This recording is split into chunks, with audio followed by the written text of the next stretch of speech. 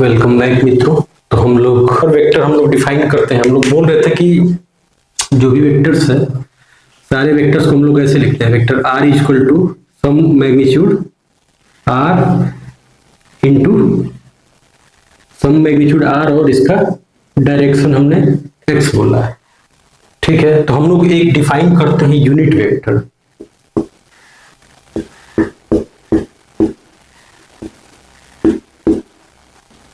Unit vector क्या होता है?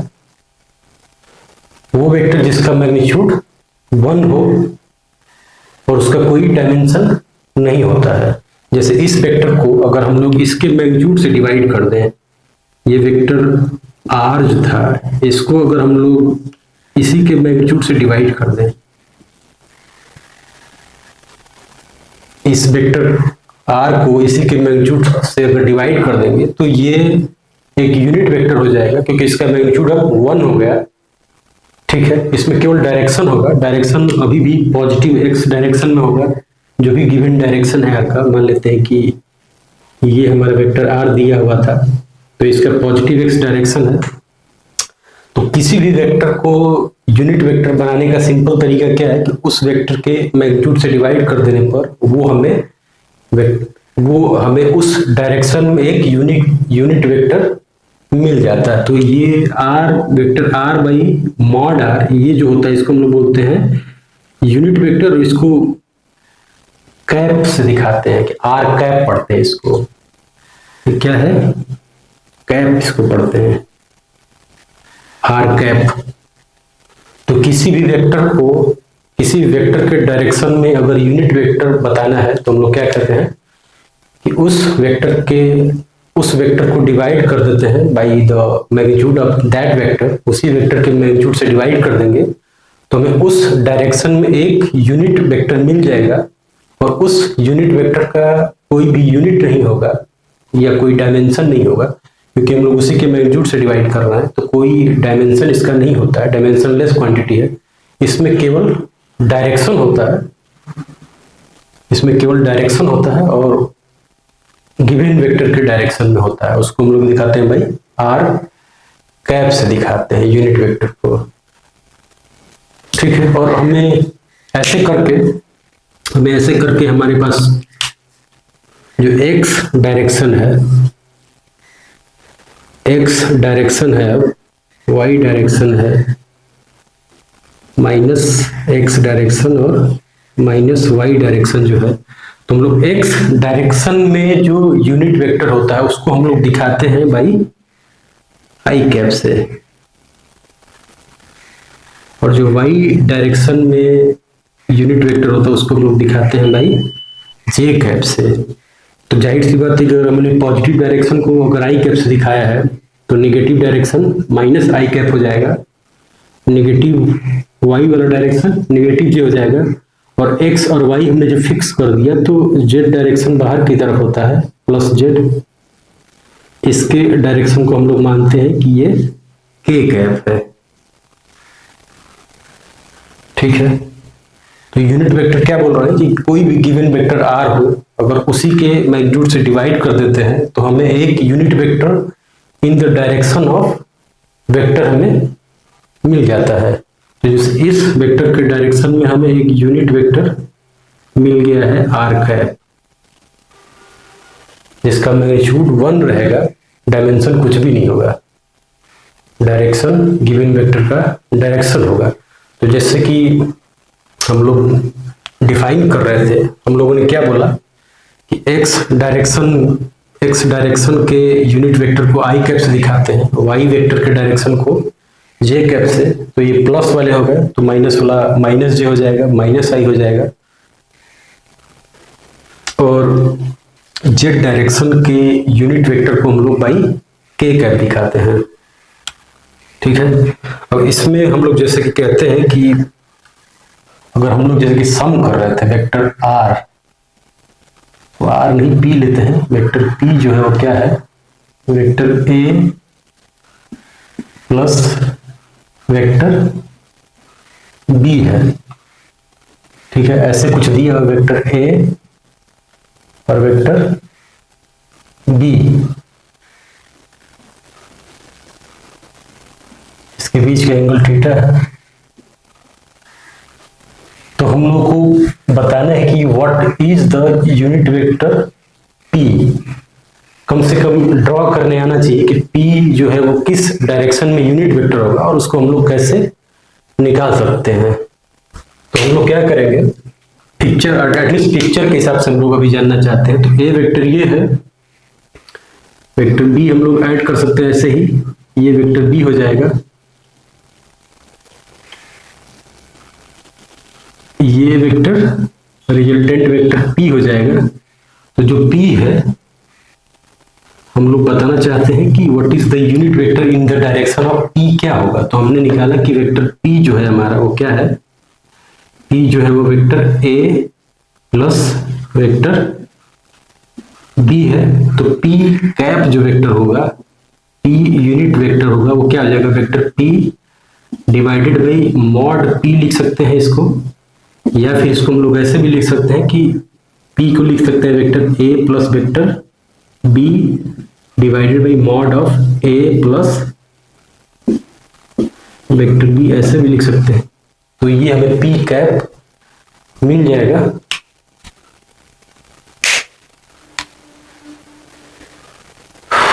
यूनिट वेक्टर मैंने क्या बताया कि वो वेक्टर जिसका मैग्नीट्यूड 1 हो और direction in the given direction of vector होता है, उसको हम लोग यूनिट वेक्टर बोलते हैं। तो कोई भी जब गिवन वेक्टर रहेगा तो हमको उसके मैग्नीट्यूड से डिवाइड कर देना है, और तो वो हमें उस वेक्टर के डायरेक्शन में एक गिवन वेक्टर, एक गिवन यूनिट वेक्टर मिल जाएगा। और ये काफी इंपॉर्टेंट, मतलब यूनिट वेक्टर बहुत ही इंपॉर्टेंट है क्योंकि इससे रिलेटेड क्वेश्चन आते हैं, और क्वेश्चन आते हैं क्या होता है, अंडरस्टैंडिंग के लिए भी इंपॉर्टेंट है कि किसी भी गिवन वेक्टर के डायरेक्शन में हम लोग हमेशा ही एक यूनिट वेक्टर फाइंड आउट कर सकते हैं। तो जैसे बताया कि ये हमारे एक फिक्स यूनिट वेक्टर्स हैं एक्स वाई जेड के डायरेक्शन को, अब हम लोग एक्स नहीं बोलेंगे, वाई नहीं बोलेंगे, जेड नहीं बोलेंगे, बल्कि उसके डायरेक्शन को आई जे और के से दिखाते हैं। इसके लिए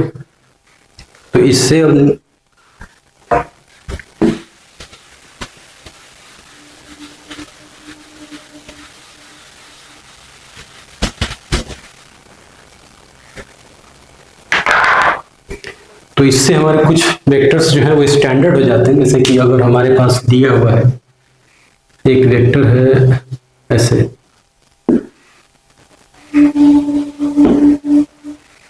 एक वेक्टर है 20i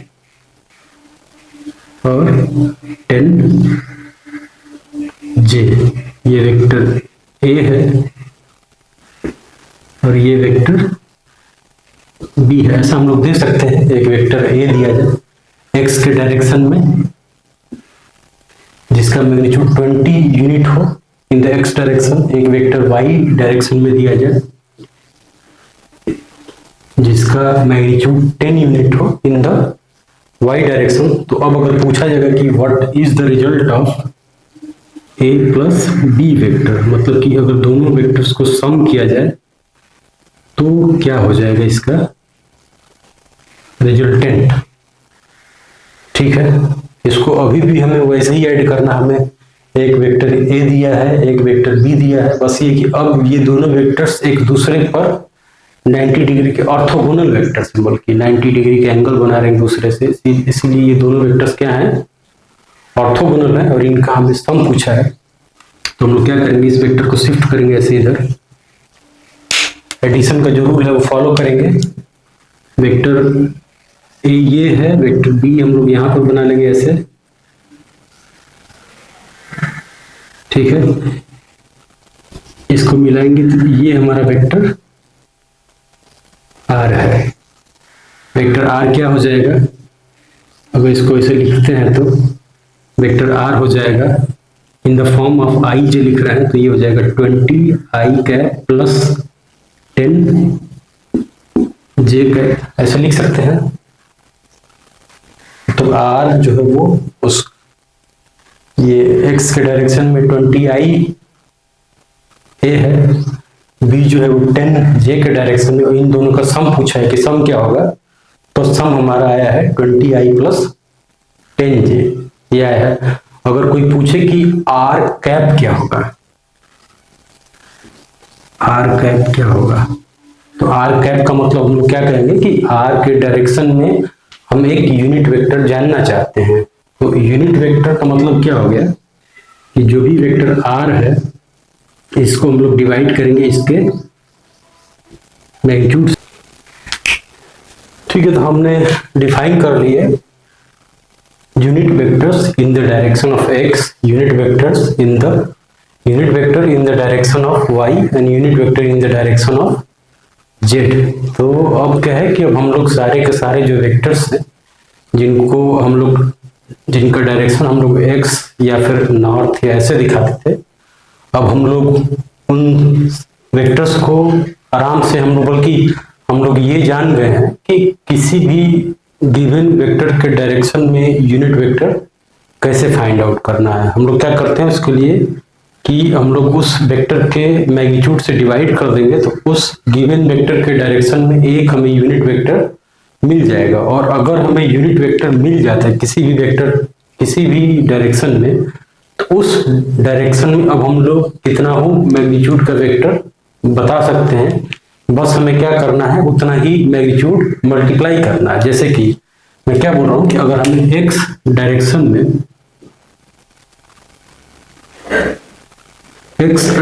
में हमें यूनिट वेक्टर आई कैप है, तो एक्स डायरेक्शन में अगर कोई बोले कि 10 न्यूटन का एक फोर्स दिया हुआ जो कि एक्स डायरेक्शन में है, या फिर इतना दिया है 10 न्यूटन इंटू आई दिया है, तो इसका मतलब भी ये हो जाता है कि ये जो वेक्टर है 10 न्यूटन है इन द डायरेक्शन ऑफ एक्स है, क्योंकि आई कैप जो है वो ये बताता है कि वो एक्स के डायरेक्शन में है। तो यूनिट वेक्टर मल्टीप्लाई करने से ये फायदा होता है, यूनिट वेक्टर जानने से ये फायदा होता है कि इस यूनिट वेक्टर के डायरेक्शन में हम लोग कितना हो मैग्नीट्यूड के वेक्टर ड्रॉ कर सकते हैं। तो ये 10 न्यूटन का एक फोर्स हो गया। ठीक है, अब अगर कोई दूसरा एग्जांपल अगर ले,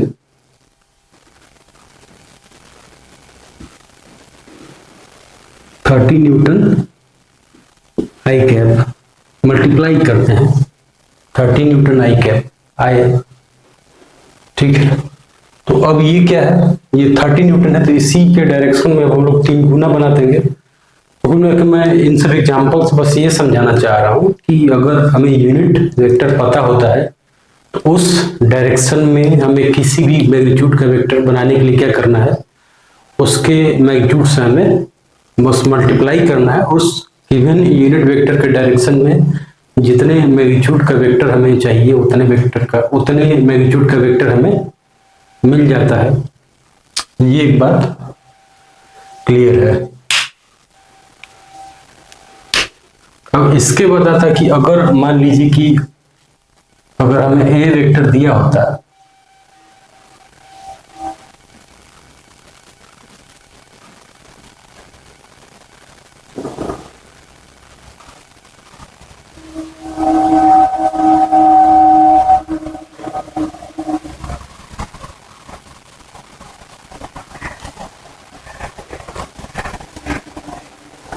अब ऐसे दिया हुआ है कि वेक्टर ए जो है वो क्या है 10 आई कैप है और बी जो है वो 20 जे है। तो अब अगर पूछा जाए कि रिजल्टेंट इन दोनों वेक्टर्स का क्या होगा,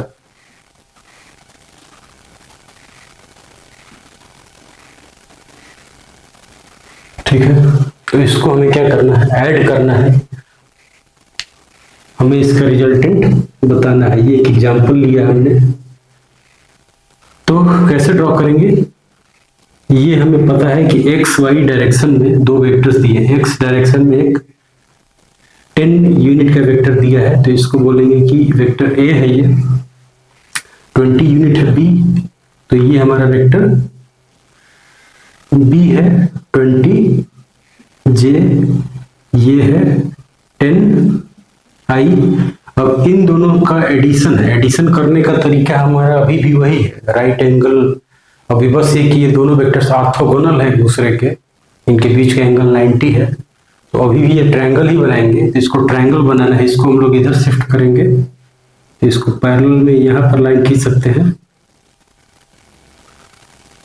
ये हमारा ये बी है तो ये भी बी होगा, और इसको हम लोग ऐसे मिला देते हैं, तो ये हमारा वेक्टर हो जाएगा आर। तो वेक्टर आर जो है वो क्या है, vector R is equal to 10i plus 20j। अगर कोई पूछेगा कि इसका मैग्नीट्यूड क्या होगा, इस वेक्टर का मैग्नीट्यूड क्या होगा, तो ये इसका लेंथ है वो आर, ये जो डायगोनल बन रहा है इसका लेंथ ही है, ठीक है। लेंथ क्या हो जाएगा, ये 10 है ये 20 है, तो ये हो जाएगा 10 स्क्वायर प्लस 20 का स्क्वायर, कितना हो जाएगा ये 500, मतलब कि 10√5 यूनिट हो जाएगा, ठीक है। ये एंगल बताना होगा हमें वेक्टर आर का, तो tan थीटा जो हो जाएगा क्या हो जाएगा, मॉड बी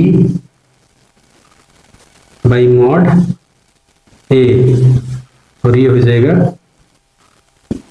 2/20/10, जो कि हो जाएगा 2, तो tan थीटा क्या है 2 है। तो हमने वेक्टर आर का हमने निकाल लिया, मैग्नीट्यूड 10√5 है, 400 प्लस 100 500, 500 का सॉल्यूशन ये होगा 10√5 होगा।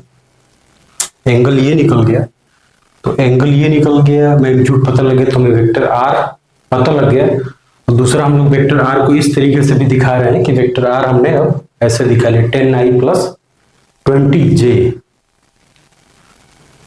तो इसको हम लोग एक और चीज, ये जो वेक्टर आर हमने लिखा है, इस वेक्टर आर का हम लोग ये बोलते हैं कि इसको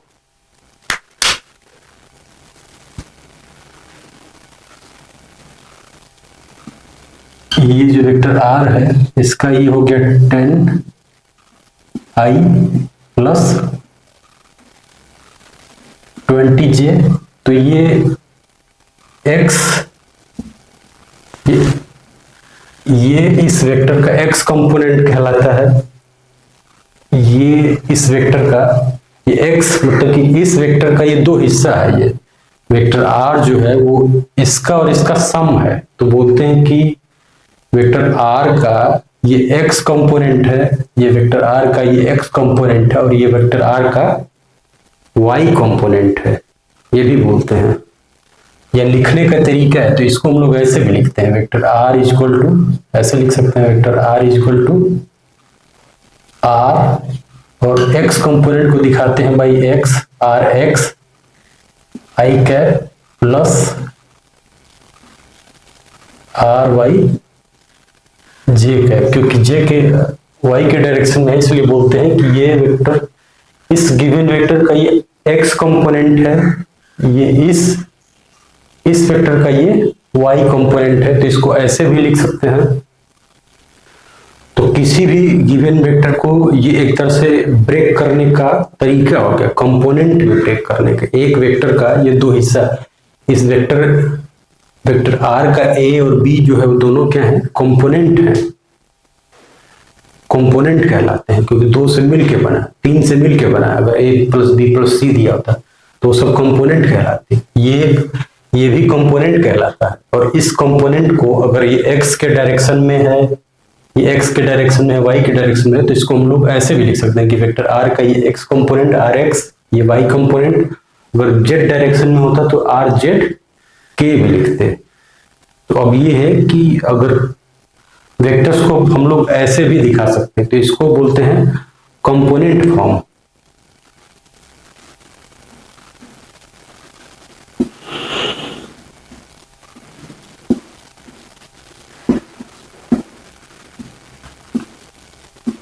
या इसको बोलते हैं रिजोल्यूशन ऑफ वेक्टर।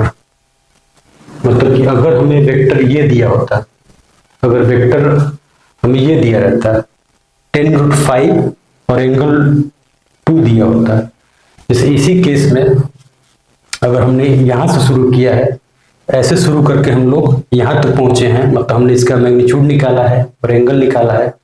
लेकिन हम लोग क्या करें कि हम लोग यहाँ से शुरू किए होते हैं कि वेक्टर आर हमें दिया हुआ है ऐसे।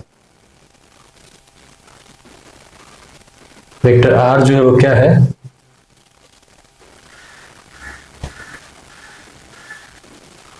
ये है वेक्टर आर जिसका कि एंगल थीटा है। तो वेक्टर आर जो है ऐसे दिया है कि 5√10√5 है और डायरेक्शन इसका tan इनवर्स 2 है। ऐसे बोलेंगे, ऐसे भी लिखते हैं, ये भी एक तरीका लिखने का वेक्टर्स को। हमने बोला कि वेक्टर tan√5 है, ये इसका मैग्नीट्यूड tan√5 है और एंगल जो है वो tan थीटा क्या है, tan इनवर्स 2 है। ये थीटा को हम लोग tan इनवर्स 2 भी लिख सकते हैं यहाँ पर। ये जो है इसको ऐसे लिखने का तरीका है, ये मैथमेटिक्स में हम लोग ऐसे लिखते हैं, ये भी लिख सकते हैं। तो हम लोगों ने इस वेक्टर का डायरेक्शन दिखा दिया, ये मैग्नीट्यूड हो गया और ये tan√2, ये इसका मतलब कि tan इनवर्स 2, ये इसका एंगल हो गया। तो हमने ये वेक्टर दिखा लिया।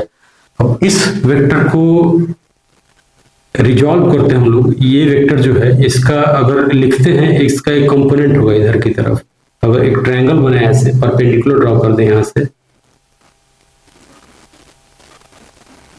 हमने क्या किया, वेक्टर का परपेंडिकुलर ऐसे ड्रॉ कर दिया एक्स एक्सिस पर।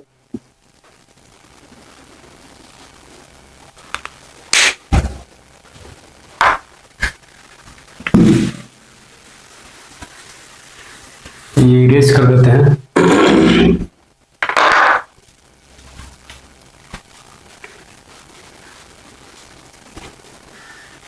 हमने क्या किया कि गिवन वेक्टर है ये आर, जो कि एक एंगल थीटा पर है, एक्स वाई एक्सिस में एक वेक्टर आर दिया हुआ है एट सम एंगल थीटा, जिसका मैग्नीट्यूड tan√5 tan इनवर्स 2 है।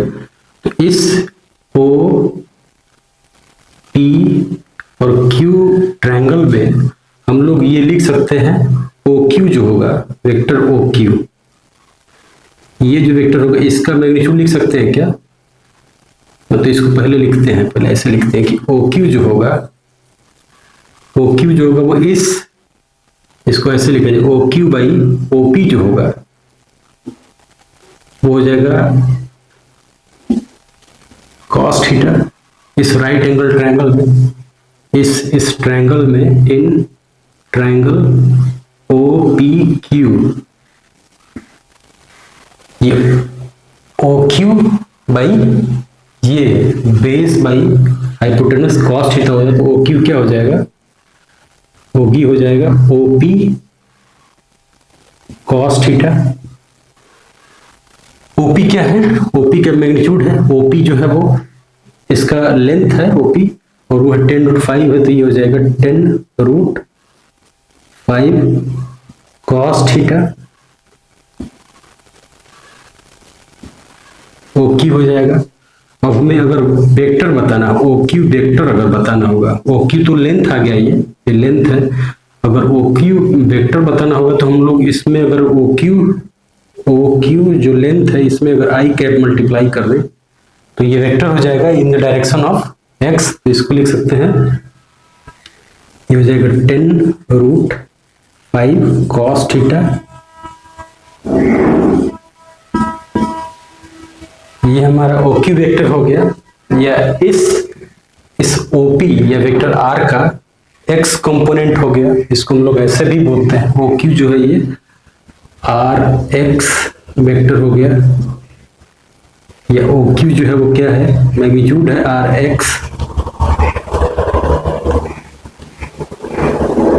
OQ जो है वो RX है, इसका मैग्नीट्यूड है, और RX में जब I मल्टीप्लाई कर देंगे तो RX वेक्टर हो जाएगा। फिर उसी तरीके से OP जो होगा, इसको अगर लिखे हैं कि Q P by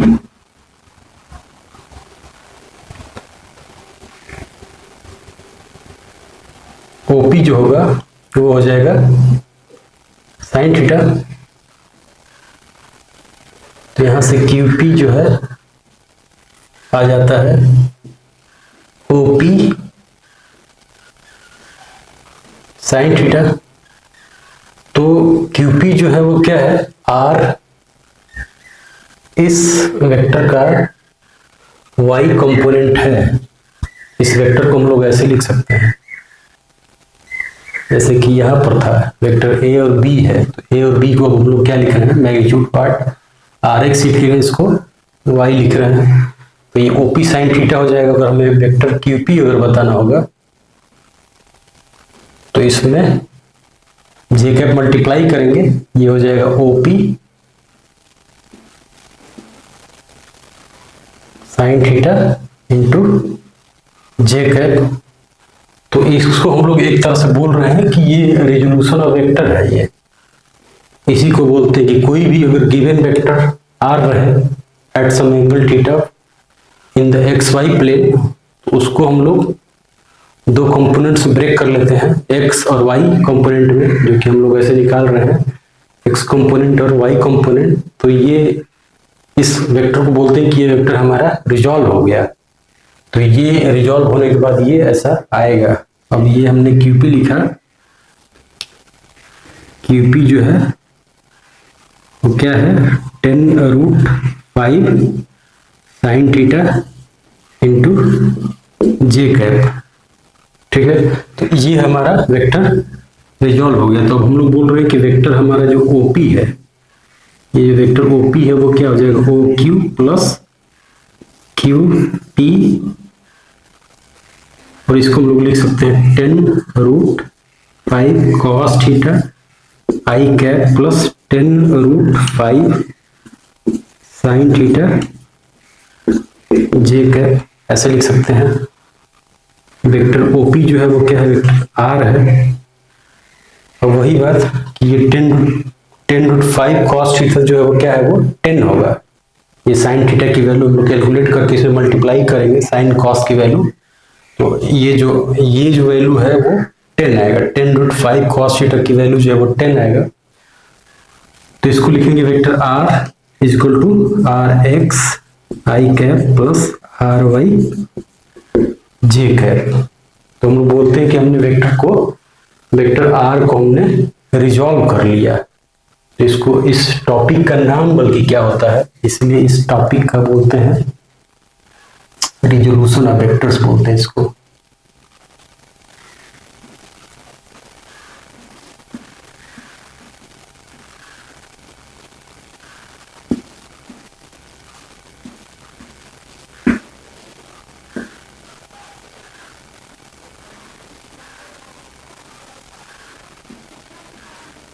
resolution of vector क्या है, किसी भी गिवन वेक्टर को इन अ प्लेन, अगर कोई वेक्टर एक दिया हुआ है, वेक्टर ए बी सी जो भी वेक्टर है, तो वो प्लेन में दिया हो या फिर स्पेस में दिया हो, 3D में दिया हो, तो हम लोग क्या करते हैं, इसी तरीके से उसके एक्स और वाई एक्सिस से हम लोग एक्स और वाई के डायरेक्शन में कंपोनेंट फाइंड करते हैं कि उस वेक्टर का एक्स के डायरेक्शन में क्या कंपोनेंट है।